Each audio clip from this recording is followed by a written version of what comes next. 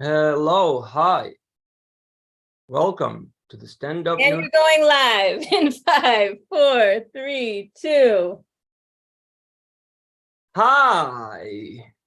Welcome to the stand-up news live. Real news, really good. My name is Sean, and I am here with my dear friend, David. Hi there. I'm thrilled to be here. I love good news. And by the way, not only am I your dear friend, I'm the co-anchor of this show. Yeah, so I'm having some great news about real good news from Australia. Let's talk platypuses. The platypuses have returned to the Sydney Royal National Park for the first time in 50 years. I have some beautiful photos of the platypus. I'm going to show it after the show if I get the opportunity. For now, I'm just going to tell you what's up. Committed preservationists have been taking care of a few platypuses and just launched 5 healthy females into the sanctuary. Now, they want the females to get settled in the water before they release the males. Evidently, a male platypus is wilder and more rambunctious. The conservationists are confident that these cute creatures will spread out and become endeared to the park visitors. This will help to restore the ecosystem to its former condition. And the platypuses could the platypuses could not be happier. They took to the water like, well, a happy platypus. Back to you, David.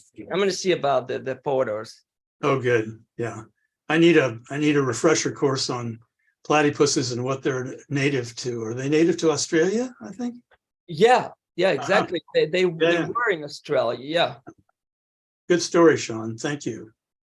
Next up is Jess from the International Desk with a story about bananas. Jess? That's right.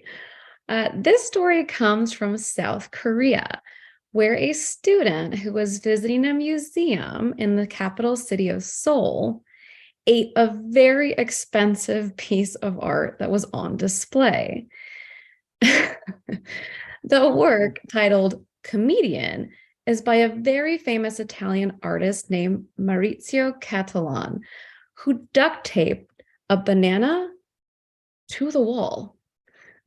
Now, when asked why he did it, the student said, well, he skipped breakfast that morning and was hungry.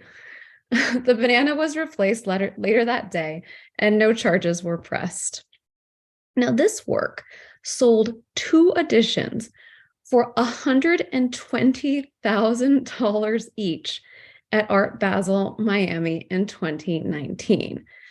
The artist purchased those bananas at a local grocery store for 30 cents. Now, The Guardian said, it calls to mind an old Lucille Bluth episode from Arrested Development in which she says, rich people don't know the price of a banana. Artnet said, the artist somehow duped a group of collectors into buying bananas duct taped to a wall for $120,000 a pop. Seriously? Now, the best comment came from USA Today that said, This piece of art is bananas, literally. Now, though critics were harsh, the public was fascinated. CBS News reported that it may be the most talked about artwork at this year's event. The curators actually had to take down the banana due to fears over other art being damaged due to the queuing crowds. But the Korean student was not the first to consume this work of art.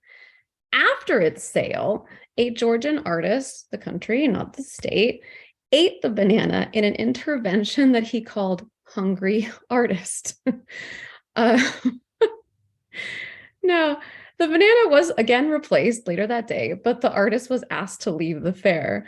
No charges were pressed. He did state any meaningful interaction with an object could turn it to art. The curious thing is he then ended up creating his own art exhibit at Art Basel called Hungry Artist. And he even partnered with Dole Banana. So there he is. This is what he created for the fair.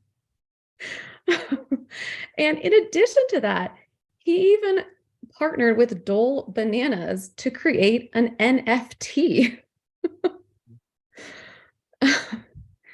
And there he is. There's the NFT. So you really made the most of it. Now, if that isn't curious enough, this apparently isn't the first time major artists have duct taped fruit to the wall. Maurizio Cattelan was sued for copyright infringement by an American artist for his work, Banana and Orange.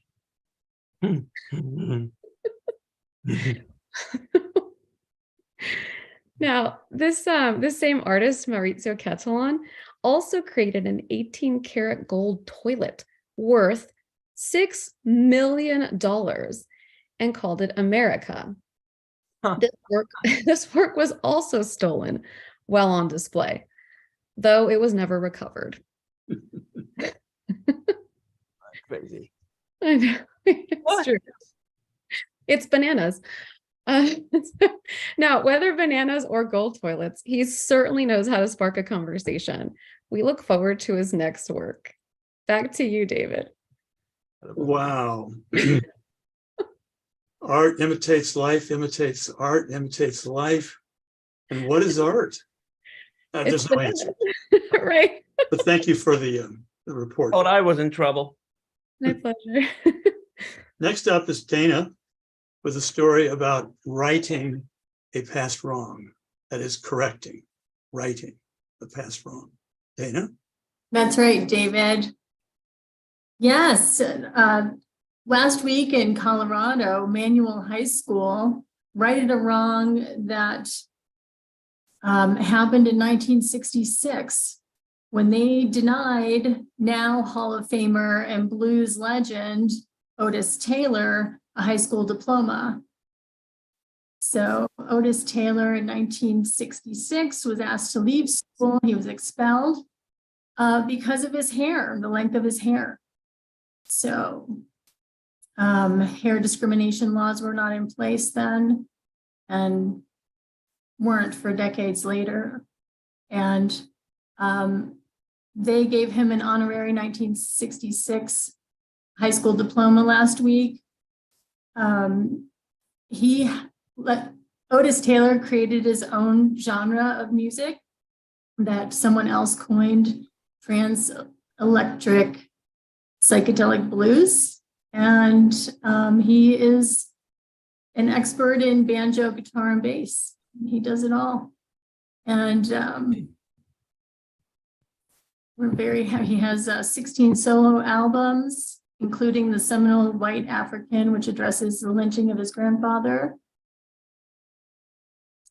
Yeah, so we are happy to know that this will not happen again in the state of Colorado. Representative Leslie Herod got the Crown Act passed, which prevents hair-related discrimination in public education and elsewhere. So, good news. Great. A very touching story. Yes. Now, I'd like to welcome Greg from the local Bay Area desk with a local story. Greg. Oh, hi, David. I am Greg Hansen, your stand-up news reporter. And last week I told you a story about a local gentleman who was a pioneer in his field. Well, there's more to tell. The gentleman's name is Goody Godot, a pioneering Black cartoonist, and Jeanette, his wife and business partner, who became fixtures of the Vallejo, California community for more than a decade. Cleveland Goody Godot grew up in Oakland, California. His cartooning career began when he was caught drawing on boxes where he worked at the Naval Supply Center and was recruited to draw cartoons for U.S. naval publications. He went on to have his work published in the Oak Leaf newspaper and Playboy magazine.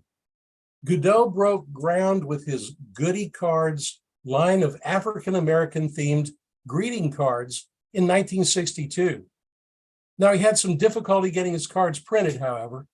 He was denied bank loans. Drugstores refused to carry the cards because they thought nobody would buy cards that said, "Black is beautiful, and I'm Black and I'm proud." A commemorative plaque was recently installed at Ethnic Notions Gallery in Vallejo, and I'm looking forward to touring the gallery the next time I visit Vallejo. Now, the pictures we are seeing are of Goody, his wife Jeanette, and a montage showing some of the Goody cards that he offered for sale. Goody's work is now archived at the African American Museum and Library in Oakland. Now, David, the story is more than fun. It's special to me. Here's what's more to tell.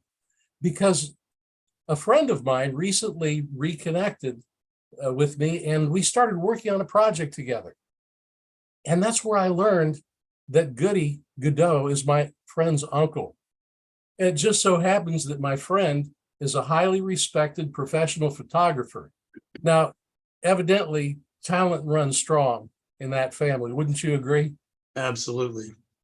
Great story. Thank you for that. Now, let's go to Suzette with a story about abandoned traps. Thank you, David. Good news for the ocean and the Gulf of Mexico. Shrimpers and crabbers are getting paid to collect abandoned traps, saving wildlife from derelict fishing hazards. Fishermen in Mississippi are collecting a bounty of $5 for every abandoned trap. In just 3 years, the program launched by Mississippi Commercial Fisheries United, a nonprofit, has collected over 3,000 traps. The lost traps are a real hazard and for wildlife, and they are dubbed ghost fishing. The program has so far cost around $34,000 per year, which is nothing compared to the annual loss of gross revenue attributable to the ghost fishing, which is estimated at $15 million from over 5,000 crabs being trapped every year that die in the ghost nets and the ghost traps. Since the project has demonstrated success, they have received a grant from NOAA to pay for other collection of other debris, old tires, shopping carts, washing machines, toilets. Now, that's some good news. Thank you, Suzette. It is great news. And now let's hear from our beloved co-anchor, David. Yes, indeedy. The story I'm about to tell you is true, so you may be amazed by it. Have you ever thought that your canine companion can tell when you're upset, even if you don't show any external indication? Sure didn't. Well, it's not your imagination. Canines' senses of smell are 10,000 to 100,000 times stronger than ours. New research suggests that dogs can even pick up on human stress by using their acute senses of smell.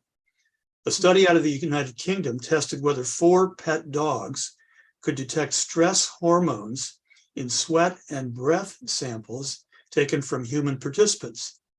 In 90% of the trials, the dogs were able to differentiate the stressed samples from the baseline samples. To collect the stress samples, the researchers had the human participants engage in a mental exercise likely to cause stress. They didn't torture them or hit them or anything. It was just a mental exercise, but it did cause stress. Unsurprisingly, participants reported feeling stressed by the task, and increased blood pressure and heart rate were recorded. Samples that reflected an increase of at least 2 points from a participant's baseline stress level were then provided to the dogs about 3 hours later. The lead researcher commented, "It's well established that people, when they have a stress response, their odor profile changes. You know that. Sweaty palms, maybe sweat in other parts of the anatomy." It was pretty amazing to see the dogs be so confident in indicating, nope, these two things are definitely smelling different. The new research may be valuable in training canines to assist people with PTSD. These dogs, believe it or not, are typically taught to look for visual signs such as crouching down or self-injurious behaviors. But the new evidence could offer additional cues provided by changes in human breath and sweat. How about that? That is, you sure surprised me, David. I mean, it was very, very cool. And now let's hear our reporter, Michael. Where is Michael? Michael has. Hey. I'm here. Anyway, we need kudos to ourselves. Do you know that we actually beat CNN with a story last week? Ooh. The No Mo May thing that we did was just carried way too late by them. So we're it. I'm amazed. I'm happy. And you all should be proud of yourselves for being part of something like that. Anyway, Sean, our noir anchor, and Dave, our gorgeous co-anchor, good evening. And remember, be good or don't get caught. Thank you, Michael. That was too short. Up next time you can entertain us a little longer. So, yeah, well, that is our show for tonight. My name is Sean from the Stand Up News Live. Real news, really good. And I'm David. And I want to wish you a pleasant good evening, and remember to be kind. Don't forget to hit the like button and subscribe to our channel. Thank you for saying that, Sean. See you all next.